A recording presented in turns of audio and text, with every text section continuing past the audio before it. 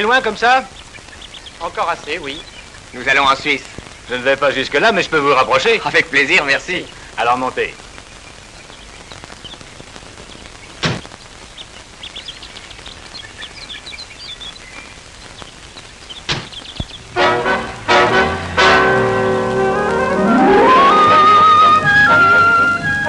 Vous êtes en vacances, probablement.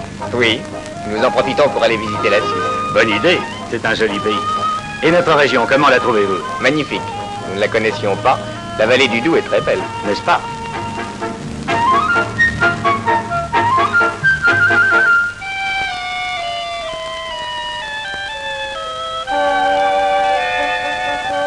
Quel est ce château? Le château de Montbéliard. Il est sur son rocher depuis le XIVe siècle.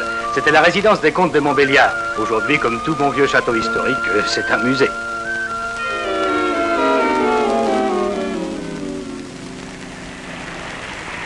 Voilà, nous sommes arrivés. Vous êtes à Sochaux.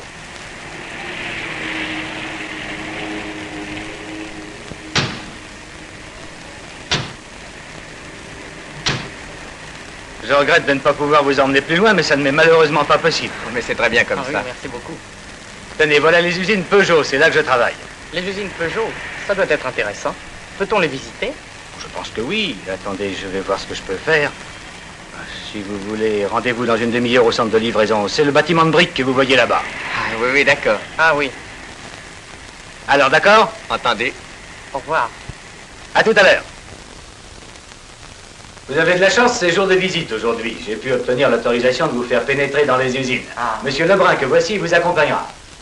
Bonjour, monsieur. Monsieur. Monsieur. Eh bien, je vous laisse. Merci Bonne journée, beaucoup. messieurs. Monsieur. Merci. Si vous le voulez bien, situons tout d'abord l'endroit où nous nous trouvons. C'est dans la vallée du Doubs, entre les Vosges et le Jura, dans la trouée de Belfort, et au carrefour de la Suisse, de l'Alsace et de la Franche-Comté, que se situe exactement le groupe de production de Sochaux-Montbéliard. Dans cette région, 6 générations d'hommes ont écrit l'histoire de Peugeot depuis la fin du XVIIIe siècle. L'usine de Pont-de-Roide, fondée en 1841, lamine à froid des aciers très filés et inoxydables. L'usine de Bourguignon, 1907, se consacre au laminage à chaud de produits sidérurgiques. L'usine de Beaulieu, créée il y a un siècle, 1857, produit des cycles, des cyclomoteurs, vélomoteurs, motos et scooters. Valentinier, depuis 1843, produit des outillages et du profilage d'acier.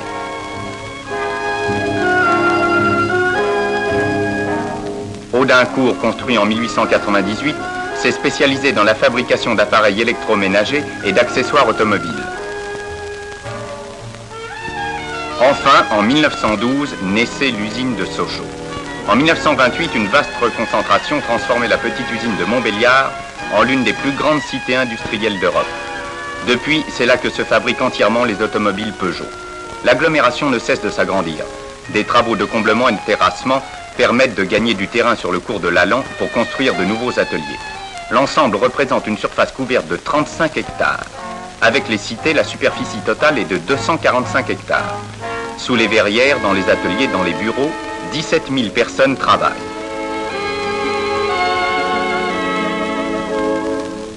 Les centrales distribuent par jour 400 000 kWh d'électricité et en une année dévorent 75 000 tonnes de charbon, soit l'équivalence de 150 trains. Allô, allô, centrale, envoyez chaudière numéro 3 pour emboutissage. Merci.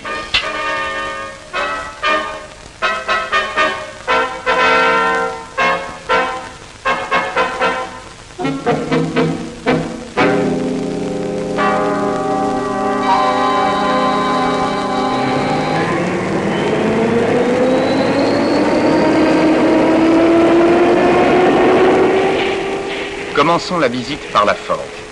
Elle représente une surface de 2 hectares et occupe 500 personnes. Sa production est de 1500 tonnes par mois. La forge fabrique pour l'usine de mécanique les pièces brutes destinées à supporter des efforts importants. Voici par exemple un lopin dont l'acier a été minutieusement contrôlé auparavant. Chauffé au rouge, il passe sous le marteau d'estampage qui le transforme rapidement en vilebrequin. On tient compte pour tous les forgeages de l'orientation correcte des fibres de l'acier. Quelle est la force d'un tel marteau? Elle se mesure par le poids de la masse tombante qui est ici de 5500 kg. Notre vilebrequin estampé est ensuite ébarbé, ceci pour faire disparaître l'excédent de métal ayant débordé de la gravure. On obtient alors une pièce de forme précise offrant les meilleures conditions d'usinage.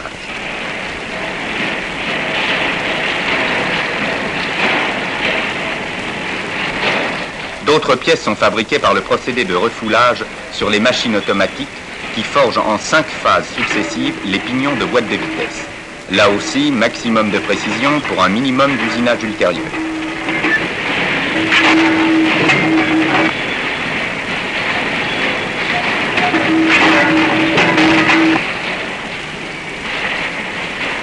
Comme pour le vilebrequin, c'est par estampage que l'on forge les bielles. L'opération s'effectue en 3 phases. Un premier marteau ébauche le lopin.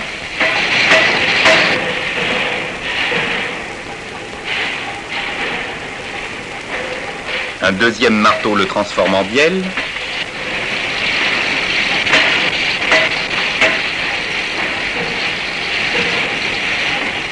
Enfin, une presse à ébarber lui donne sa forme définitive.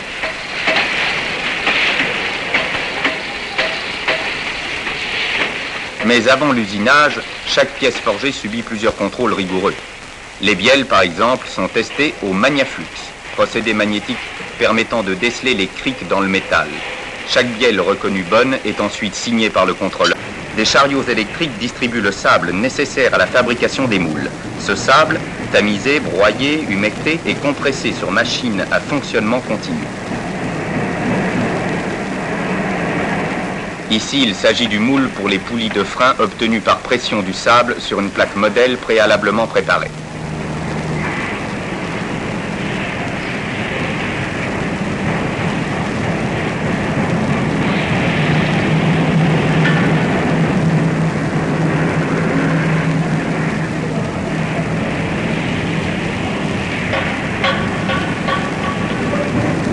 Le moule reçoit ensuite son couvercle avant de passer à la coulée.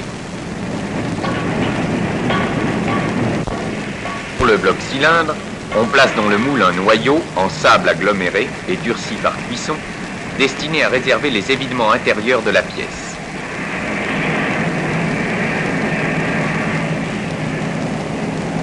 La fonte liquide est fournie par 6 cubilots, assurant une production de 11 tonnes à l'heure.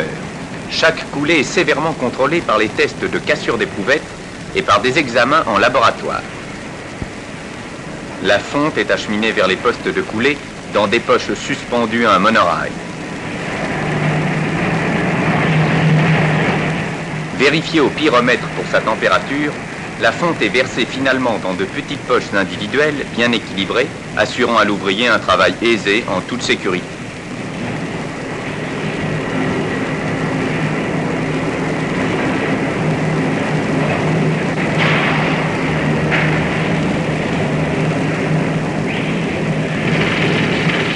Après un temps déterminé pour le refroidissement du métal coulé, un vibreur débarrasse les pièces de leur moule et de leur noyau.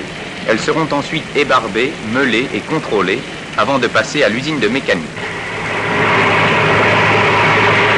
Ne quittons pas les fonderies sans avoir vu une fabrication particulièrement intéressante. Il s'agit de la coulée par centrifugation des chemises de cylindre.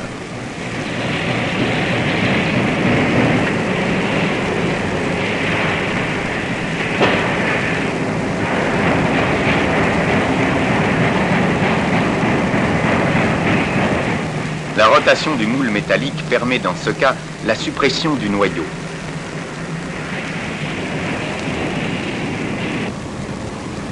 Dans un autre département des fonderies, voyons la coulée aluminium des pistons. Elle se fait sur une machine automatique entièrement conçue par Peugeot.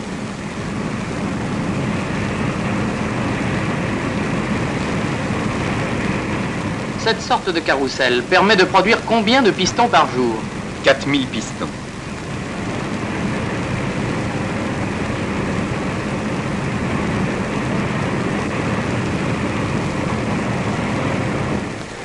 Ah, nous allons visiter maintenant l'usine qui occupe la plus grande surface de toute l'agglomération, 8 hectares. C'est l'usine de Mécanique Nord, 6000 personnes, 3000 machines-outils. Commençons par le premier groupe, les moteurs. Nous retrouvons le bloc cylindre sorti de la fonderie. Il va subir sur machine transfert plusieurs opérations d'usinage nécessitant le fonctionnement de 350 outils. Cette machine transfert fonctionne automatiquement? Oui, elle comporte les dispositifs pour le positionnement, le serrage et le passage d'une opération à l'autre. Entièrement conçue et réalisée dans nos ateliers d'outillage, elle permet une fabrication conforme aux gammes établies par le Bureau des méthodes, avec un minimum de manutention. 2 ouvriers seulement la conduisent. C'est formidable. Et quel est son rythme de production? Cette transfert usine 1000 cylindres par jour.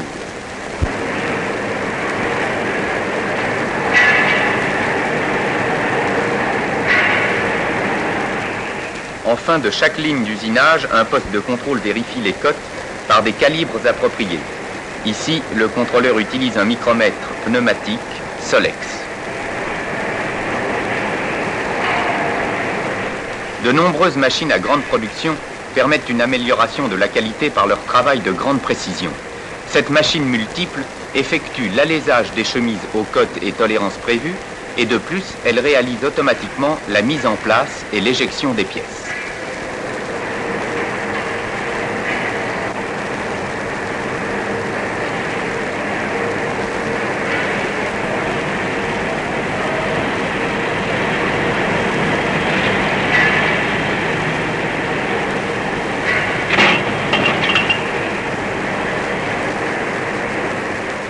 Une batterie de tours pilotes effectue l'usinage extérieur des chemises.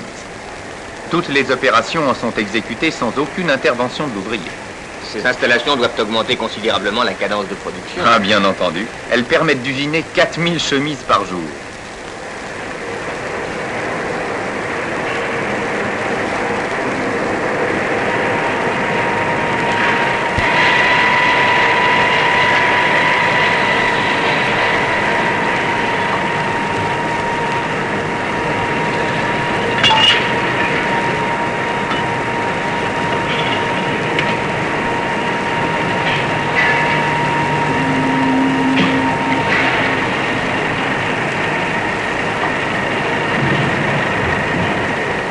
Bien que toutes les garanties soient prises pour obtenir une fabrication de qualité, chaque pièce terminée est encore contrôlée minutieusement. Les appareils à touche électrique permettent d'un seul coup d'œil d'éliminer les pièces défectueuses.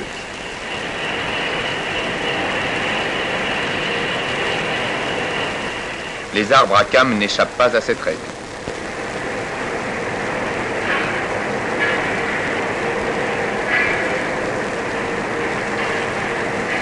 Parmi toutes les pièces composant le moteur, observons au passage quelques aspects des usinages du Villebrequin que nous avons vu naître à la forge.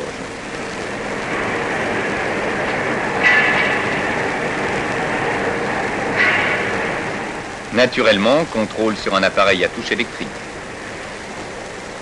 La précision de tous ces usinages est de quel ordre? Surtout les organes importants comme le Villebrequin, les bielles, les pistons, etc., le travail est de l'ordre du micron, c'est-à-dire du millième de millimètre. Muni de ses contrepoids, le Villebrequin est équilibré statiquement et dynamiquement.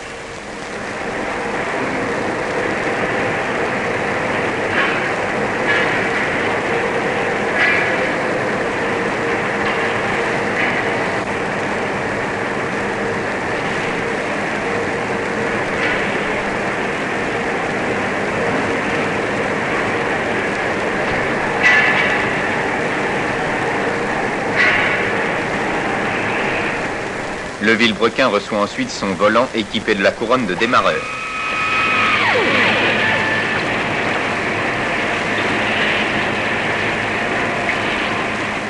L'ensemble obtenu aboutit directement à la chaîne de montage des moteurs, comme toutes les autres pièces composantes naturellement.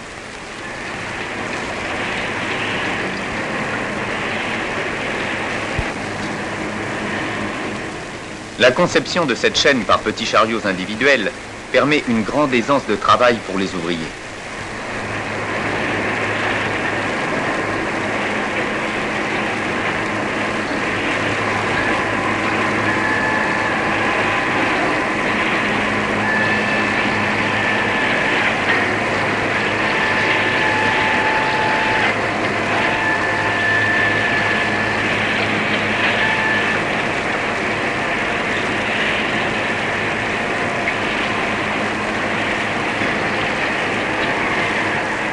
Toutes les pièces usinées et contrôlées avec des tolérances dimensionnelles déterminées à l'avance peuvent par conséquent être spécialisées sans aucune opération d'ajustage et dans des conditions optimales de qualité.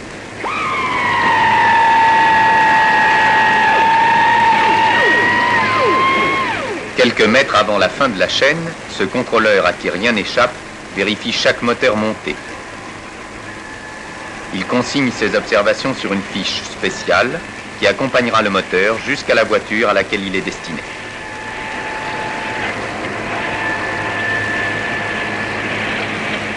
Il reste encore la mise en place de l'allumeur et son réglage.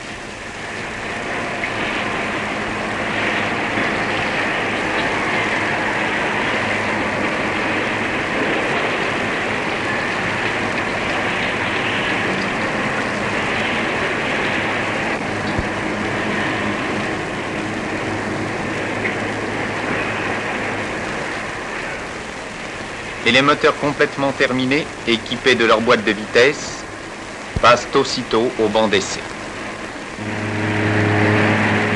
C'est ici que les moteurs tournent pour la première fois? Oui, ils sont essayés en 3 stades.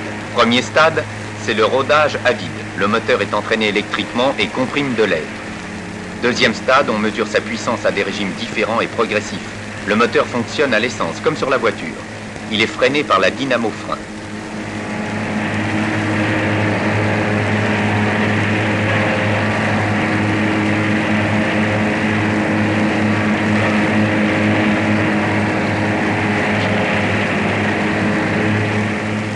Ces essais permettent d'effectuer plusieurs autres examens et vérifications, et cela sur chaque moteur fabriqué.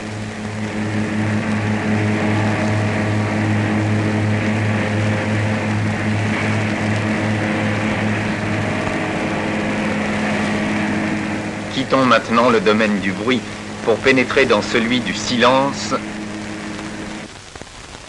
La cabine d'écoute, c'est le 3e stade. On recherche les bruits anormaux et on règle le ralenti.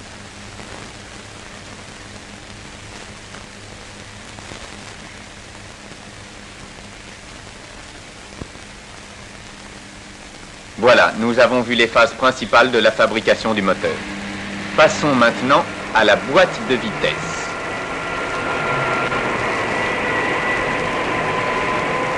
Comme pour les blocs cylindres, les carters de boîte sont usinés sur machine transfert. Une quarantaine d'outils sont en service simultanément. Que se passe-t-il si l'un de ces outils, pour une raison quelconque, ne travaille pas normalement? En cas de malfaçon, un dispositif électronique de sécurité stoppe immédiatement toute la machine.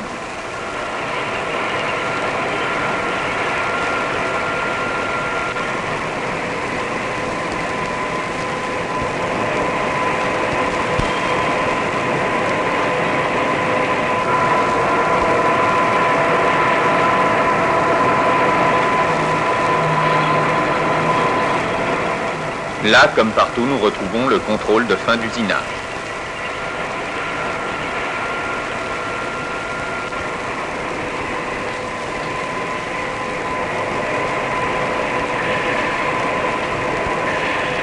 Le carter de surmultiplier, lui aussi, est usiné sur machine transfert. Même principe, même quantité d'outils au travail.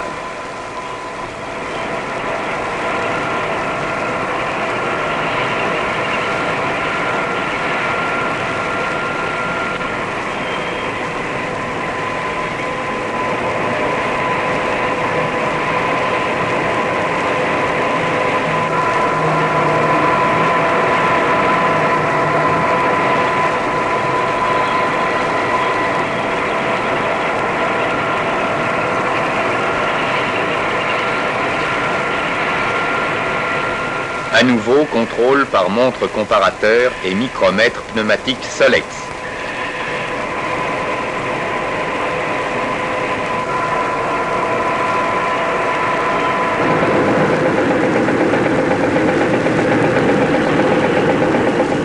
Les pièces maîtresses de la boîte, c'est-à-dire les pignons, bénéficient pour leur fabrication d'une batterie importante de machines modernes. À propos, combien y a-t-il de pignons dans une boîte de vitesse? Il y a 11 pignons d'entraînement auxquels s'ajoutent les trabeaux.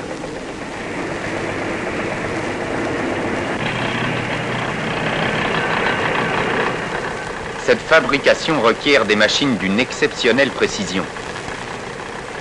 Mais elle serait inefficace si elle n'était utilisée par des ouvriers hautement qualifiés. La qualité de la main-d'œuvre franc-comtoise est d'ailleurs légendaire au pays de l'horlogerie.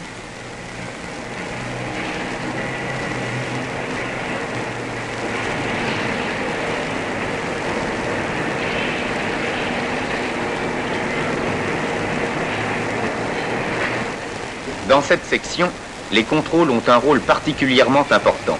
Ils sont effectués de façon continue par des équipes de spécialistes.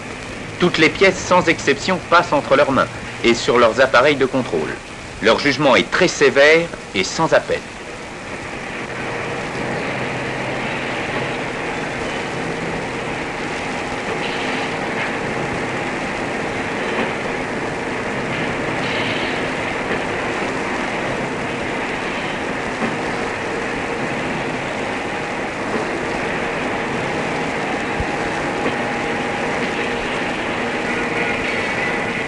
Après avoir affronté avec succès les vigilantes épreuves du contrôle, les pignons, transportés par balancelle, continuent leur voyage vers une enclave isolée du reste de l'usine, la cabine d'appareillage.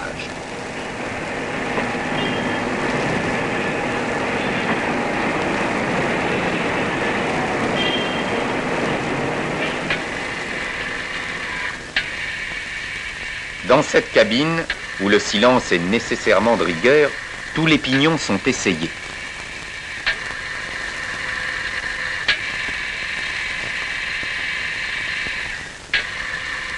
Le terme appareillage signifie probablement que les pignons sont essayés par paire. Oui, ils sont accouplés sur un dispositif spécial qui permet de les faire tourner à grande vitesse dans les deux sens. On vérifie ainsi leur parfaite concordance. L'oreille exercée de l'ouvrier peut déceler par un bruit anormal les pignons mal assortis.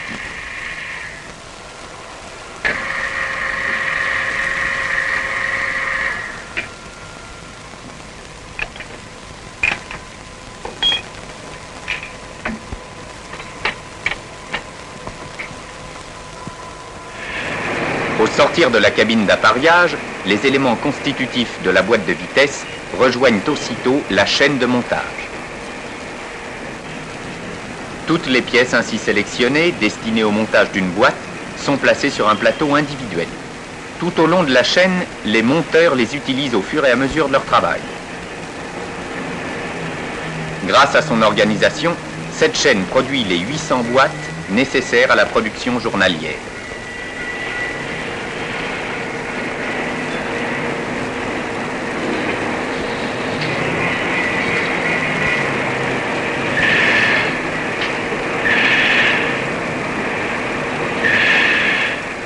En milieu de chaîne, un contrôleur vérifie les montages précédents et leur bon fonctionnement.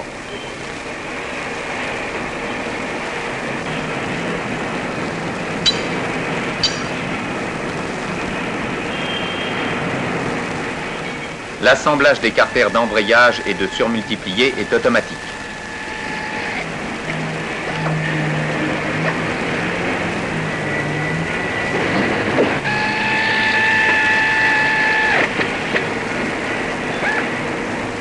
Le niveau d'huile également se fait sans intervention manuelle.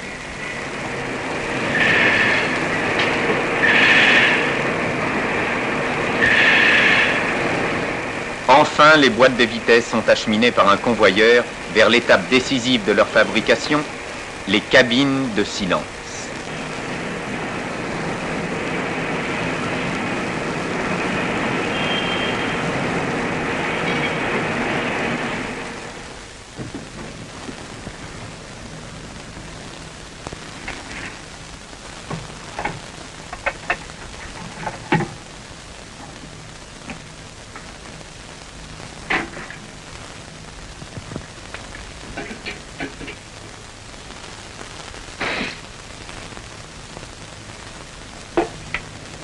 Chaque boîte complètement terminée passe par ce supercontrôle. Elle y sera essayée et écoutée en fonctionnement sur les différentes combinaisons et au régime correspondant.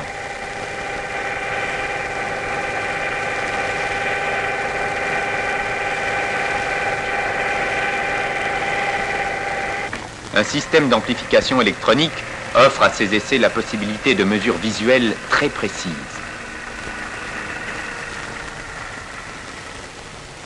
La boîte acceptée est signée par un poinçon et elle peut alors rejoindre la chaîne de montage moteur.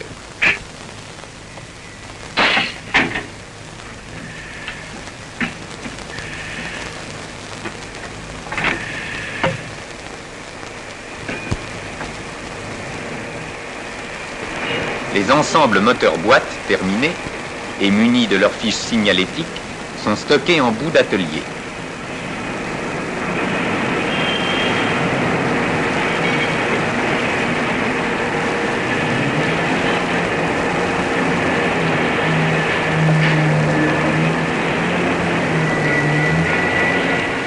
Ils sont acheminés suivant les besoins de la production par un convoyeur aérien vers l'atelier d'assemblage mécanique carrosserie que nous verrons tout à l'heure. Pour le moment, restons en mécanique et visitons rapidement le groupe des ponts arrière. Parmi les aspects intéressants de cette fabrication, remarquez la trempe de l'arbre de roue. Elle se fait à haute fréquence sur des machines qui traitent à qu'une 2 arbres à la fois.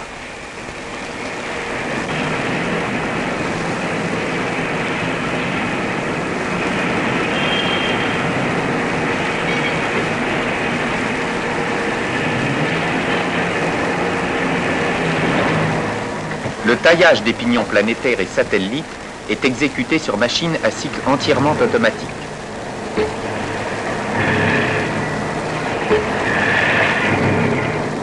La denture de chaque pignon est taillée, ébavurée et chanfreinée à la cadence de 200 pièces à l'heure. Si l'une de ces pièces n'a pas les caractéristiques voulues, la machine la refuse purement et simplement.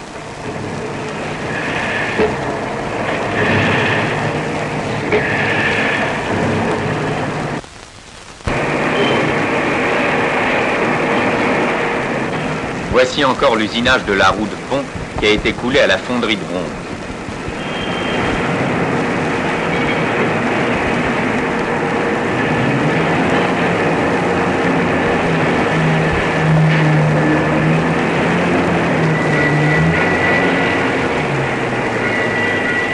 Le taillage des filets sur vis de pont est effectué par une série de machines automatiques.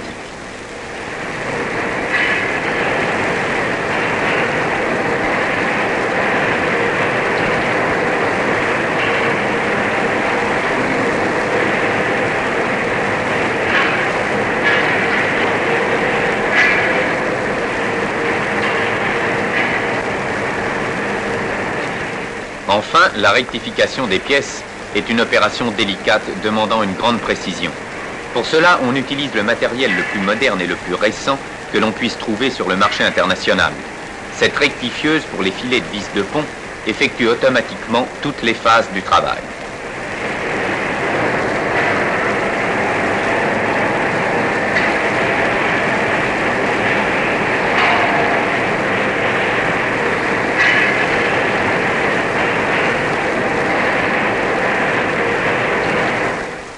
Comme tous les contrôles que nous avons vus jusqu'ici, le contrôle métrologique est indépendant de la direction des fabrications. Il prélève au hasard et périodiquement un certain nombre de pièces et les soumet à des examens précis et rigoureux. Les machines utilisées permettent d'apprécier le micron.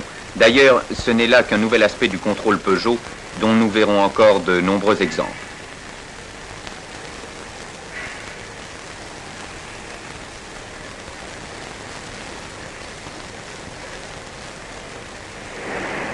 Le montage du pont arrière comprend tout d'abord 2 chaînes de préparation pour les carters, puis des bancs de rodage,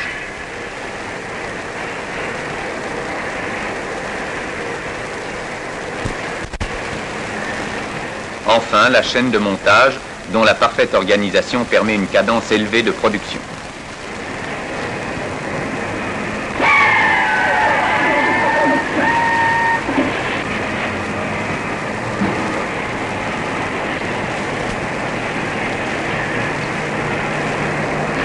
De même que les moteurs, les ponts des berlines et des utilitaires, après contrôle et peinture, sont stockés, puis dirigés vers l'usine carrosserie par le convoyeur aérien selon le programme établi.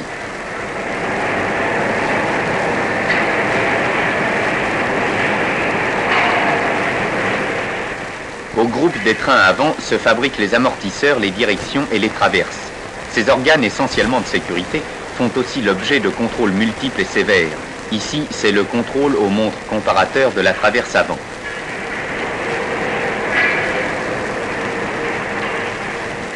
Là, les fusées.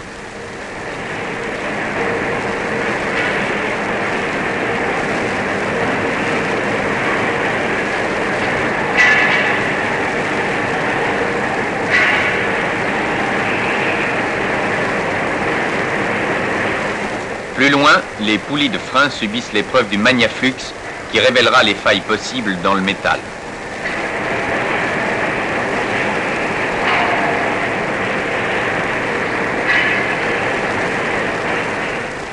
Côté usinage, l'exécution de la crémaillère est sans conteste l'une des opérations les plus remarquables. En partant d'une barre d'acier lisse, placée sur une brocheuse verticale, on obtient en une seule descente de la broche de 23 cm de large le taillage de toutes les dents de la crémaillère parfaitement achevé.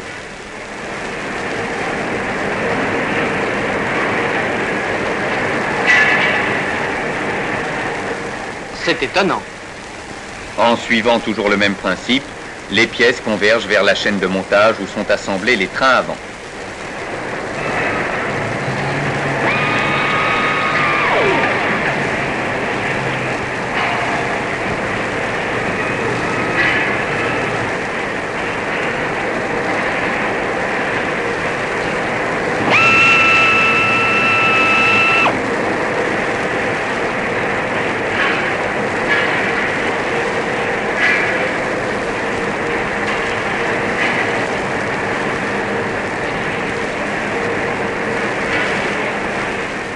Le montage terminé, on procédera au réglage de la géométrie du train avant et les organes passeront ensuite à la peinture avant d'être stockés puis accrochés à leur tour au convoyeur aérien.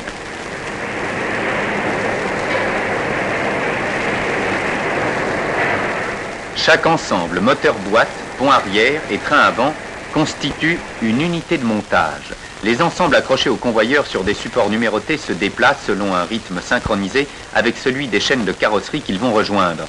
Nous ne les suivrons pas jusque-là. Il nous faut auparavant voir ce qui se fait à l'emboutissage qui s'étend sur 7 hectares. 3000 personnes y conduisent 180 presses de 30 à 2000 tonnes et y effectuent les opérations d'assemblage. Nous allons voir comment cette usine dévore 35 000 mètres carrés de tôle par jour, soit 350 tonnes.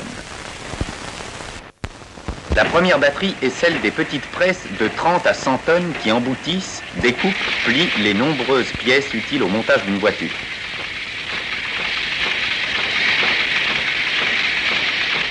Cette presse, par exemple, à alimentation continue par ruban d'acier, sert à fabriquer des écrous encastrés.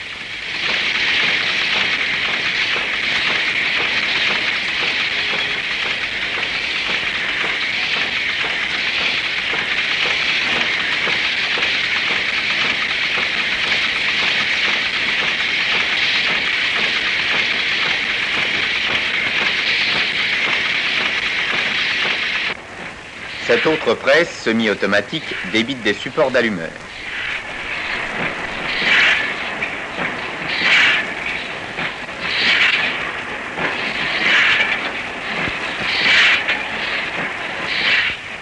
La batterie de 25 presses moyennes se charge d'emboutissage tels que réservoirs, buses de chauffage, etc. Ici, comme ailleurs, la tôle utilisée a été contrôlée avant la fabrication par prélèvement d'échantillons examinés en laboratoire. Pénétrons enfin dans le domaine titanesque des grosses presses. Ces monstres dociles de 800 à 2000 tonnes effectuent une sorte de balai gigantesque par leur extraordinaire précision. 1000 tonnes s'abattent sur une feuille de tôle et il en résulte de portes. C'est prodigieux. En effet, mais le prodige vient surtout de la longue et minutieuse mise au point des outils employés. Une matrice d'aile, par exemple, nécessite plusieurs mois de fabrication et plusieurs centaines d'heures de montage et de réglage.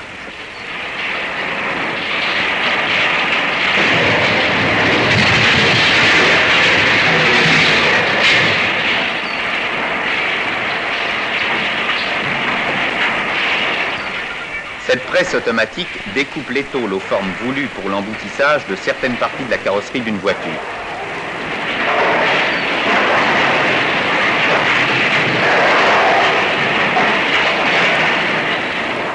ces tôles ainsi préparées, cette presse de 2000 tonnes fera naître avec une apparente facilité des pavillons 403.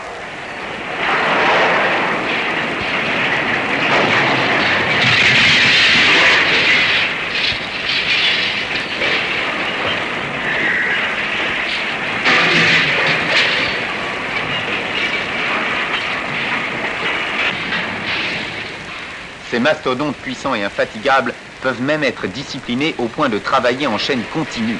Ces 6 presses de 400 tonnes chacune se relaient inlassablement pour fabriquer de A à Z les panneaux intérieurs de porte en partant de la simple feuille de tôle.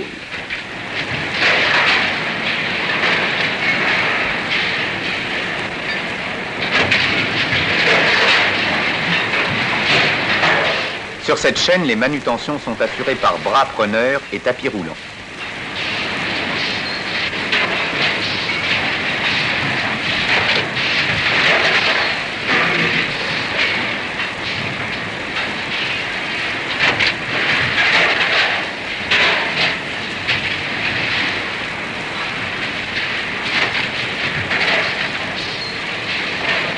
Des contacteurs multiples occupent les 2 mains de chacun des opérateurs d'une même presse. Ils assurent ainsi la sécurité totale de manœuvre. Les chutes, réduites au minimum par une utilisation rationnelle des tôles, sont récupérées et envoyées en fonderie pour servir à la fabrication de la fonte et de l'acier. Le panneau intérieur de porte est complètement terminé. Il rejoint le panneau extérieur sur cette machine à souder par points multiples qui les assemble en une seule opération.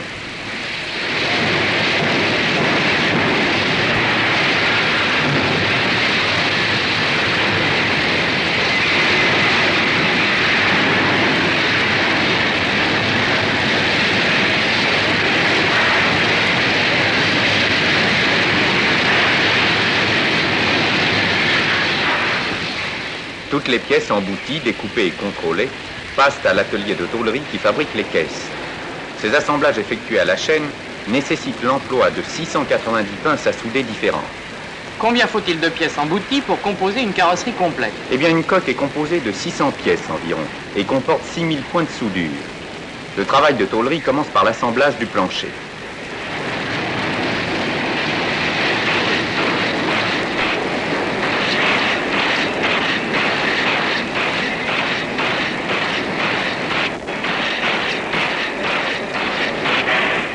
Sur le plancher viennent ensuite se monter simultanément le plancher arrière, le tablier et les doublures d'ailes. Cet ensemble partiel ainsi obtenu est disposé sur un montage spécial qui permet de le maintenir en place avec précision. On peut alors procéder au soudage du pavillon.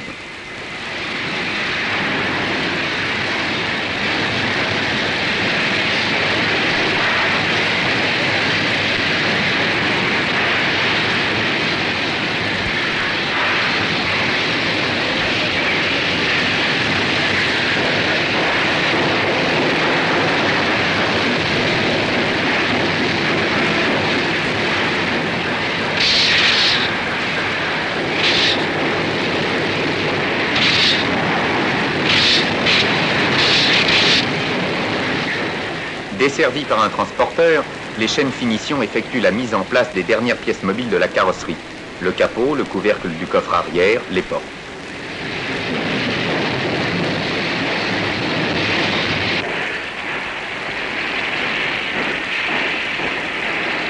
En fin de chaîne, les caisses achevées, dites caisses en blanc, sont minutieusement contrôlées avant d'être expédiées à l'usine de carrosserie. L'usine de carrosserie couvre une surface supérieure à 7 hectares avec un effectif de 3000 personnes. Son équipement se répartit sur les 6000 mètres de chaîne que nous allons visiter maintenant. Les caisses arrivant de l'emboutissage sont d'abord décapées dans les tunnels de dégraissage de façon à ce que la tôle soit parfaitement propre.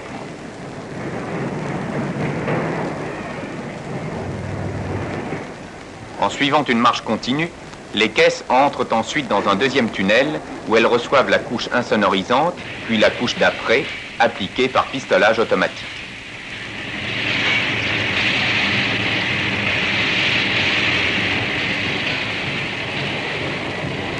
L'après est séché dans un tunnel à lampe infrarouge. À ce stade intervient un premier contrôle, permettant de relever et de faire corriger les défauts éventuels.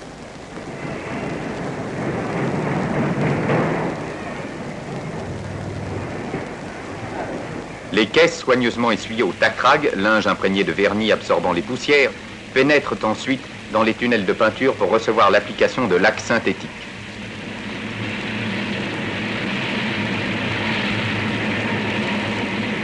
Les ouvriers ne portent pas de masque protecteur? Oh non, c'est inutile. L'aération est assurée par une ventilation d'air filtré et un rideau de circulation d'eau qui élimine les vapeurs nocives.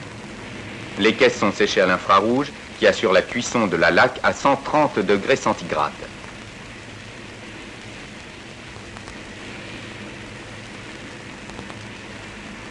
Au sortir des étuves, les caisses sont contrôlées, on pourrait dire scrutées littéralement par des yeux infaillibles et des mains expertes à déceler le moindre défaut ou la moindre anomalie.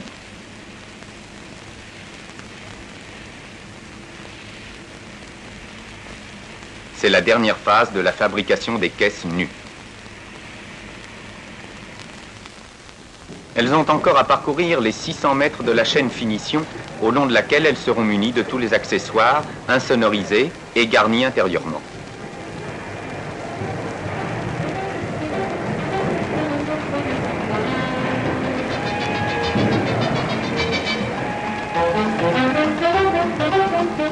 Les nombreux ouvriers travaillant sur cette chaîne exécutent avec une habileté surprenante les multiples opérations de l'habillage de la caisse.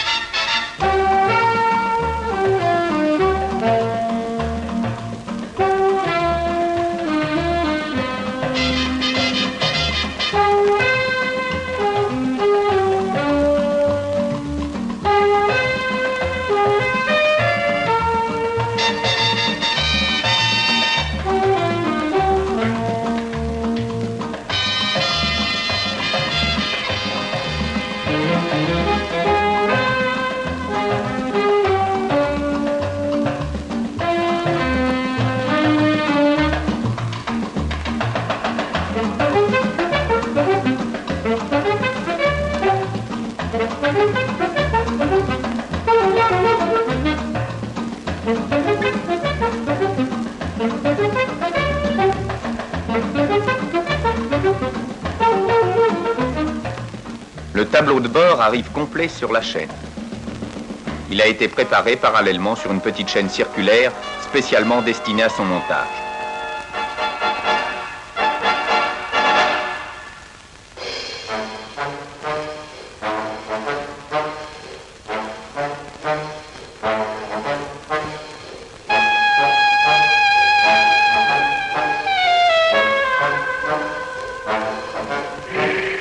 De même, l'atelier de garniture assure la préparation des tissus que l'on découpe à la scie électrique par grosses nappes, suivant des gabarits étudiés.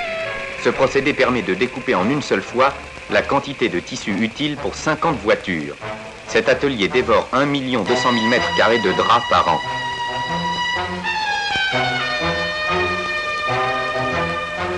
La couture, elle aussi, a son mot à dire. Elle est organisée en chaîne pour préparer les nombreux détails de l'habillement des voitures.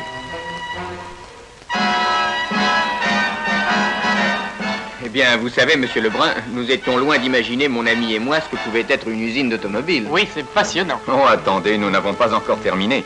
Il y a bien d'autres choses intéressantes à voir. Tenez, regardez par exemple comment on monte un pare-brise.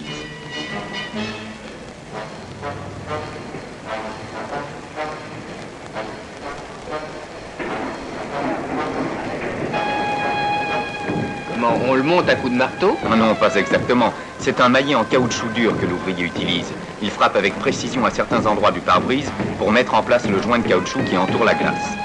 La technique est la même pour la lunette arrière.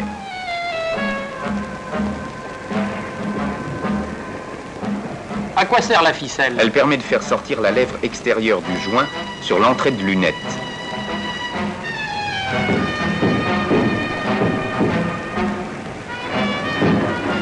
Le joint est finalement collé. Et avec quelle dextérité? N'est-ce pas? Continuons maintenant vers la fin de cette chaîne. Eh bien, tu viens? Pardon. Nous voici à la fin de la chaîne de garnissage. Comme à tous les stades de la fabrication, nous trouvons le contrôle. En quoi consiste-t-il exactement? Il consiste à vérifier si aucun accessoire n'a été oublié, si tous les serrages sont corrects, si les portes fonctionnent normalement. Cette contrôleuse connaît par cœur toutes les pièces constituant le garnissage d'une carrosserie. Rien ne doit lui échapper.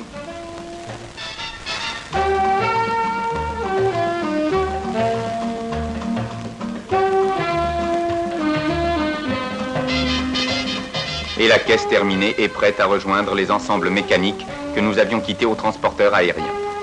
Ils arrivent à la dernière étape, celle du montage final.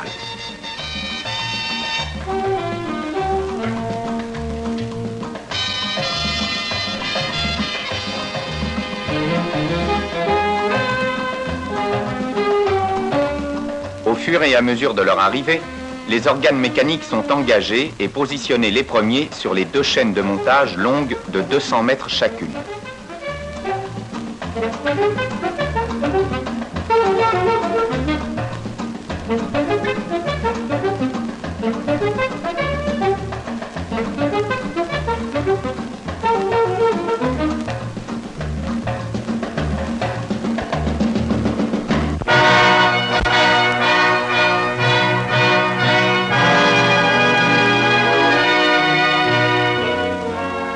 Les caisses sont descendues avec précaution par un palon électrique sur les ensembles mécaniques correspondants.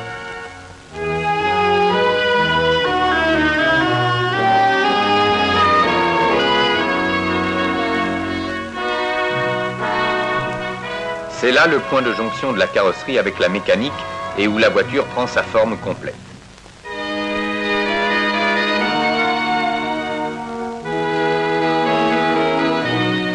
Toutes les 45 secondes, une nouvelle caisse arrive sur les chaînes. Il est intéressant de remarquer avec quelle précision elle y est déposée.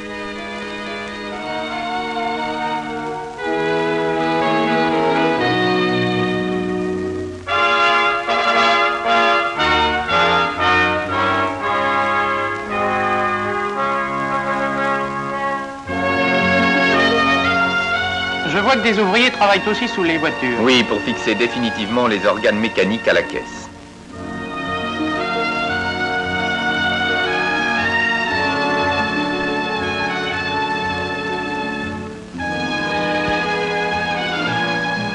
Ainsi, à chaque poste de la chaîne, les ouvriers exécutent une opération définitive, soignée, et font naître progressivement sous nos yeux le résultat de la somme énorme d'études, de moyens et de travail que représente une voiture.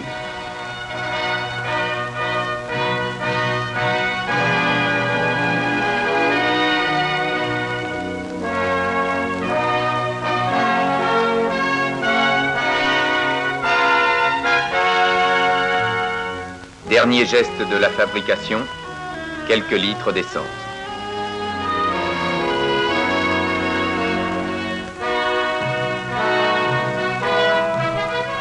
Un dernier coup d'œil.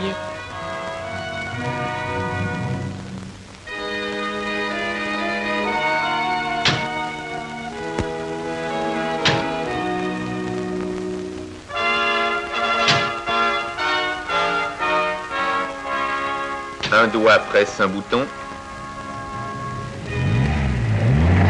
Et la voiture complètement achevée devient enfin une automobile.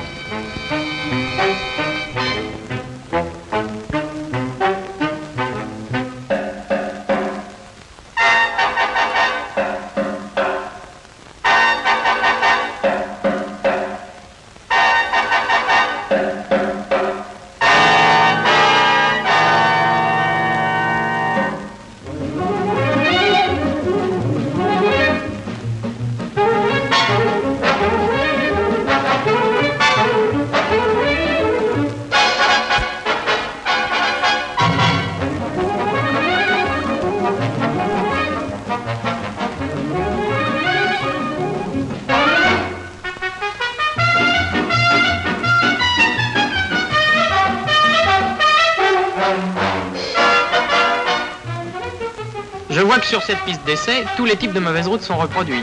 Oui. Ils nous permettent de contrôler les qualités mécaniques et de confort de chaque voiture sortie de chaîne.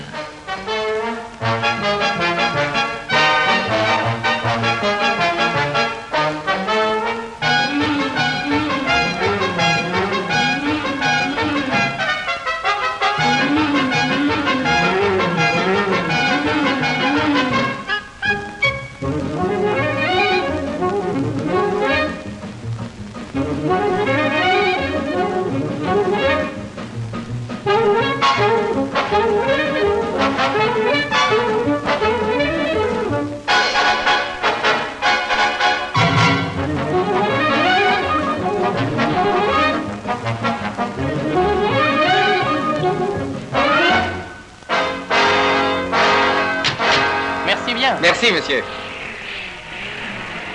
Après les épreuves de la piste, la voiture passe sur le banc à rouleau où l'on vérifie son freinage.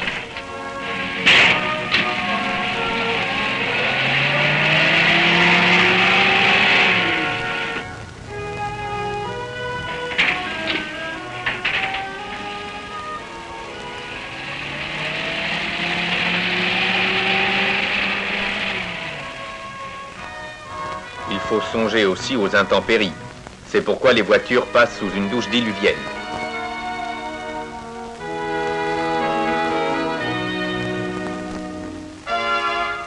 Cette pluie artificielle arrose copieusement chaque voiture, ce qui permet de contrôler la bonne étanchéité des habitacles. Elle sert en même temps de toilette finale. Enfin, ultime contrôle à l'usine avant de les confier aux services commerciaux. Les voitures passent au contrôle sécurité. Systématiquement, des spécialistes de ce genre de travail vérifient tous les points de sécurité. Train avant, direction, circuit de frein, etc.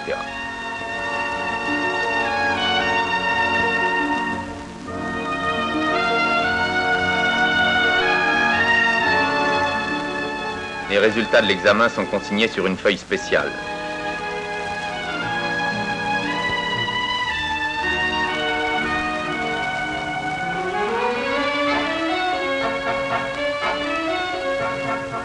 En outre, le contrôle qualité prélève chaque jour plusieurs voitures pour les essayer sur route. Chaque semaine, après 500 km de parcours, l'une d'elles est complètement démontée et examinée par une commission technique.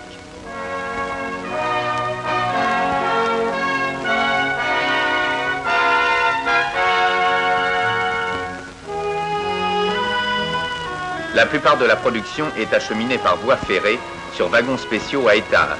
50 voitures par jour sont expédiées sous forme d'éléments détachés aux usines d'assemblage d'Afrique du Sud, d'Australie, de Belgique et d'Irlande.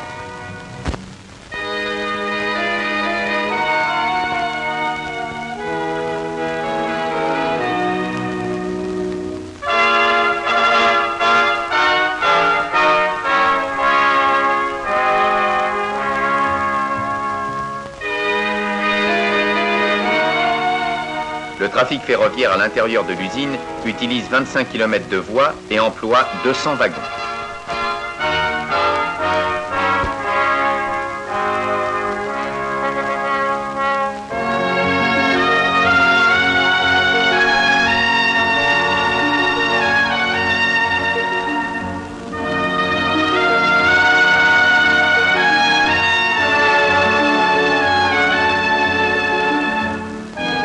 Voilà, nous sommes arrivés au terme de la visite. Laissons les voitures aller vers leur destin. Monsieur Lebrun, nous n'oublierons jamais cette journée passée à Sochaux. Oui, nous ne savons comment vous remercier. Je vous en prie, c'est tout à fait normal. Je suis là pour ça. Au revoir, Au revoir, monsieur Lebrun. Bonnes vacances et peut-être à Merci. bientôt.